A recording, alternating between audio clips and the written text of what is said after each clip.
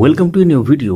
আজকের এই ভিডিওতে আমরা বিস্তারিত আলোচনা করব আজ 13ই মে 2026 তারিখে মহামান্য সুপ্রিম কোর্টে অনুষ্ঠিত টেট পাস বাধ্যতামূলক সংক্রান্ত রিভিউ পিটিশন মামলার গুরুত্বপূর্ণ শুনানি নিয়ে।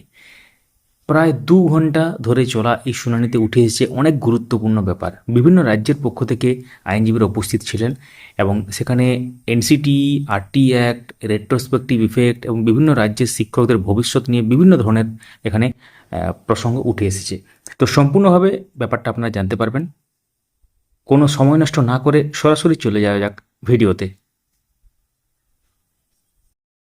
প্রায় 2 ঘন্টা ধরে চলা এই শুনানিতে উঠে এসেছে এনসিটির 2010, 2011, 2017 সালের নির্দেশিকা, আরটি অ্যাক্টের সেকশন 23 সাবসেকশন 2, রেট্রোস্পেক্টিভ ইফেক্ট সংক্রান্ত ব্যাপার নিয়ে এবং বিভিন্ন রাজ্যের শিক্ষকদের ভবিষ্যৎ নিয়ে বড় প্রশ্ন কিন্তু উঠে এসেছে। সবথেকে গুরুত্বপূর্ণ বিষয় হলো আদালতের পর্যবেক্ষণ থেকে কি বোঝা গেল, রায়ে কি কোনো বড় পরিবর্তনের সম্ভাবনা আছে, আর পশ্চিমবঙ্গের পক্ষ থেকে ঠিক কি দাবি করা হয়েছে, সব কিছু এই ভিডিওতে সহজ ভাষায় আপনারা জানতে পারবেন। শেষ পর্যন্ত অবশ্যই দেখবেন। চ্যানেলটিকে সাবস্ক্রাইব করে রাখুন, পাশের বেল আইকন প্রেস করে অল করে দেবেন।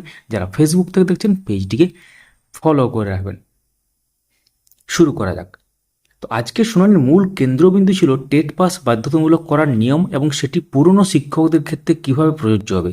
আদালতে বিভিন্ন আইনজীবীরা মূলত 3টি বিষয়ে জোর দেন: রেট্রোস্পেক্টিভ ইফেক্ট বা পুরনো আইনের প্রভাব, NCT guideline, RT act section 23 subsection 2।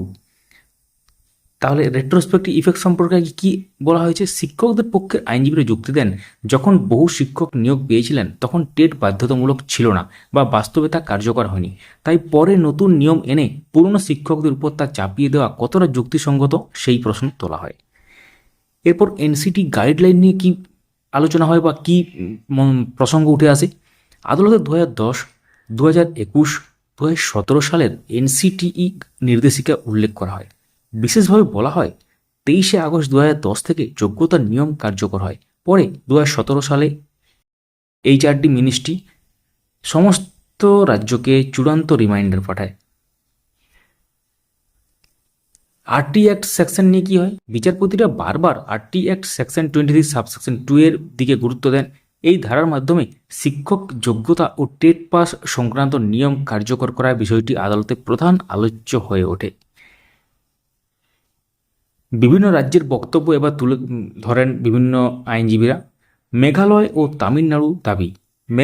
তামিলনাড়ুর পক্ষ থেকে আদালতে বলা হয়, যদি অবিলম্বে কঠোরভাবে এই নিয়ম কার্যকর করা হয় তাহলে শিক্ষা ব্যবস্থা ভেঙে পড়তে পারে। তাদের বক্তব্য অনুযায়ী বহু শিক্ষক এখনও টেট পাস নন। একসঙ্গে এত শিক্ষককে সরানো সম্ভব নয়। ছাত্রছাত্রীদের পড়াশোনার উপর বড় প্রভাব পড়বে। তাই তারা অতিরিক্ত 4 বছর সময় চেয়েছেন। আমাদের রাজ্য পশ্চিমবঙ্গের থেকে কি বক্তব্য ছিল? পশ্চিমবঙ্গের পক্ষ থেকে গুরুত্বপূর্ণ একটি তথ্য আদালতে তুলে ধরা হয়। বলা হয়, রাজ্যে 2014 সালের পর দীর্ঘ 7 বছর টেট হয়নি। পরবর্তীতে 2021 সালে আবার পরীক্ষা নেওয়া হয়। অর্থাৎ 2017 টেটটা যেটা 2021 পরীক্ষা হয়, আপনারা সেটা অলরেডি অবগত আছেন আমাদের যারা ফলো করেন। সুতরাং সব শিক্ষককে নিয়ম মেনে টেট পাস করার সুযোগ বাস্তবে দেওয়া হয়নি। এই পরিস্থিতি বিবেচনা করে পশ্চিমবঙ্গ অতিরিক্ত সময়ের আবেদন জানান। তো এক্ষেত্রে এই পশ্চিমবঙ্গ থেকে এই ব্যাপারটা কেন বলা হয়েছে? কারণ প্রতি বছর যদি টেট হতো তাহলে একটা আলাদা ব্যাপার হতো, এবং মাঝখানে আপনারা জানেন যে 2014 থেকে এবং 2021 এই মাঝখানে যে টাইম পিরিয়ড 7 বছর কোনো টেট হয়নি। তো এরপর মহামান্য বিচারপতিদের কঠোর পর্যবেক্ষণ। এবার আসি আজকের শুনানির সবথেকে গুরুত্বপূর্ণ অংশে। মাননীয় বিচারপতি দীপঙ্কর দত্ত ও মহামান্য ডিভিশন বেঞ্চের পর্যবেক্ষণ অত্যন্ত কঠোর ছিল। মহামান্য বিচারপতিরা বলেন, 2010 সালেই 5 বছরের সময় দেওয়া হয়েছিল। এনসিটি যখন 2010 সালে নিয়ম কার্যকর করে তখন থেকেই শিক্ষকদের যোগ্যতা অর্জনের জন্য 5 বছর সময় দেওয়া হয়েছিল। অর্থাৎ রাজ্যগুলোর কাছে পর্যাপ্ত সময় ছিল। 2017 সালে সেট রিমাইন্ডার দেওয়া হয়, অর্থাৎ লাস্ট যে রিমাইন্ডার। বিচারপতিরা আরও উল্লেখ করেন, 2017 সালে 23 আগস্ট এইচআরডি মিনিস্ট্রি সমস্ত রাজ্যকে চিঠি দিয়ে জানায় যে 2019 সালের মধ্যে টেট পাস নিশ্চিত করতে হবে। অর্থাৎ রাজ্য সরকারগুলো আগেই সতর্ক ছিল। অর্থাৎ এখানে মহামান্য বিচারপতিরা যে ব্যাপারটা তুলে ধরেন যে এই নিয়ে আগে ইন্টিমেট করা হয়েছে বা এটা নিয়ে আরও মানে এক্ষেত্রে সময় দেওয়া হয়েছিল আগে, কিন্তু সেক্ষেত্রে গ্রাহ্য করেনি বিভিন্ন রাজ্যগুলো। এটার অর্থ এটাই। মহামান্য আদালতের যেটা প্রশ্ন, মহামান্য বিচারপতিরা সরাসরি প্রশ্ন তোলেন, এত বছর সময় থাকার পরও কেন প্রয়োজনীয় ব্যবস্থা নেওয়া হয়নি? কেন আগে আদালতে এই বিষয় নিয়ে চ্যালেঞ্জ আনা হয়নি? কেন এখন এসে অতিরিক্ত সময় চাওয়া হচ্ছে? এই প্রশ্নগুলোর মাধ্যমে আদালতের মনোভাব অনেকটাই স্পষ্ট হয়ে ওঠে। তো এক্ষেত্রে শিক্ষকদের পক্ষ থেকে আইনজীবীরা মানবিক দিক তুলে ধরার চেষ্টা করেন। তারা বলেন, বহু শিক্ষক বহু বছর ধরে চাকরি করছেন, তাদের জীবিকা এই চাকরির উপর নির্ভরশীল। হঠাৎ করে কঠোর সিদ্ধান্ত নিলে হাজার হাজার পরিবার ক্ষতিগ্রস্ত হবে। কিন্তু আদালতের পর্যবেক্ষণ থেকে মনে হয়েছে মূলত আইনি অবস্থানেই অনড় রয়েছেন। বিশেষ করে আরটি অ্যাক্ট যে সেকশন, এর ব্যাখ্যা থেকে সরে আসার ইঙ্গিত খুব একটা দেখা যায়নি। আজকের শুনানির থেকে কি তাহলে বোঝা গেল? আজকের শুনানির সারমর্ম যদি খুব সংক্ষেপে বলা হয়, তাহলে রাজ্যগুলো অতিরিক্ত সময় চেয়েছে, শিক্ষক পক্ষ মানবিক দিক তুলে ধরছে, কিন্তু মহামান্য আদালত বলছেন যথেষ্ট সময় আগেই দেওয়া হয়েছিল।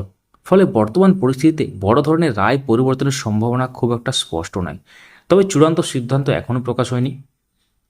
শুনানি শেষে রায় সংরক্ষিত রাখা হয়েছে কিনা অথবা পরবর্তী কোনো তারিখ দেওয়া হয়েছে কিনা, সেটা আমরা অন্য ভিডিওতে জানাবো বা পোস্ট করে জানিয়ে দেবো। অবশ্যই আমাদের ফেসবুক পেজে যুক্ত থাকবেন। ফেসবুকে গিয়ে সার্চ করুন আপডেট মাস্টার এবং আমাদেরকে ফলো করুন। অফিসিয়াল আপডেট এলে আমরা তৎক্ষণাৎ জানাবার চেষ্টা করব। তো এই মামলার ব্যাপারটা যেটা শুনলেন, এটা নিয়ে আপনাদের মন্তব্য কী, বা আপনারা কি মন্তব্য করতে চান, আপনাদের মতামত কী? ভিডিওটি তথ্যভিত্তিক মনে হলে লাইক করুন, শেয়ার করুন এবং চ্যানেলটি সাবস্ক্রাইব করুন বা পেজটিকে ফলো করুন। ধন্যবাদ।